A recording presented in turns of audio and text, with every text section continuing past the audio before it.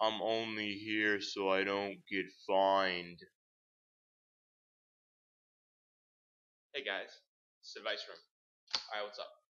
So today I'm going to talk about Forrest Gump. I watched that movie. It was great. Amazing actors. Sad story. I almost cried. Almost. I didn't cry. I almost cried. Keyword almost. I didn't cry. I'm a man and I don't cry. It's key. Men, we don't cry.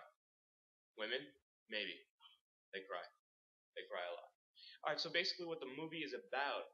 So this mother kind of has this kid that is a little bit slow. He has to get braces on his legs as a kid. By the way, I'm just going to tell the whole sum up of the movie.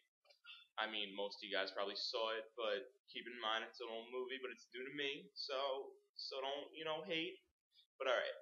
So this mother has this kind of slow son, and in the beginning of the movie, he has to get braces on his legs, which is kind of sad. I kind of thought that he would be like this brace boy for the whole movie, but the first, like, kind of, what's the word? Exciting part in the movie was like 20 minutes into it, where he was being made fun of and he was being bullied, so he had to run away and he was being chased. And he was running so fast that the braces just broke and fell off, which was kind of like, like a good moment because he was a kid that was slow and like, I guess he kind of like won finally because he's been made fun of his whole life. But as the story goes on, he does fall in love and he does a lot of different things. Like he goes into Vietnam as a soldier. Yeah, they did accept him.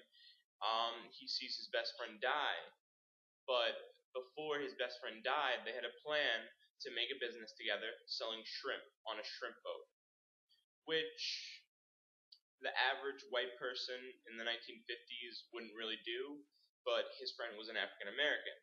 So that's that. So his friend does die in the war, but he lives. He happens to actually save his whole crew except his friend.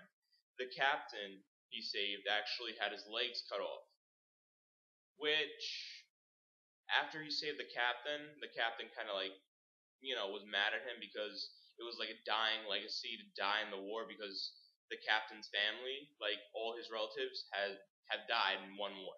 So, you know. But as the movie progressed, he does start that business and he becomes a millionaire. In fact, his best friend's parents, he gives them a check for $3 million. They never have to work another day in their life. They move and they buy a nice house and it's really nice. And then his lover, I guess to say, his person that he liked as a kid finally comes back into the movie and, starts to realize that she likes him too. So, they have sex one time and they have a kid. But he does not know until the kid is like 5 years old. His girlfriend actually runs away and calls him up 5 years later and says, "You have to come see me." And sorry, that's my cat. But he finally meets his kid, and at first he doesn't know how to deal with it because he is a little bit slow, but he really gets to know this kid and he really loves the kid. So they move back to their house back in the country, and he finds out that his girlfriend has this unknown virus, which we kind of assumed that it was AIDS because, back in that time, like that's when it was starting to come about. Doctors didn't know what it was. In the end of the movie, the girlfriend does die of that virus, and he is left alone to, take care of his son, but he's ready and he's willing. And it's kind of, it was kind of a bittersweet kind of end of the movie. I mean, he didn't end up totally useless and helpless. He actually accomplished a lot of things in his life. If you watch the movie, it's very good. Very good acting, great. Tom Hanks, he was good, amazing.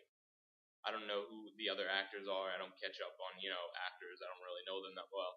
But it was a really great movie. I would definitely watch it again. It was thebomb.com. 10 out of 10. Alright guys, Vice from 96. See you later.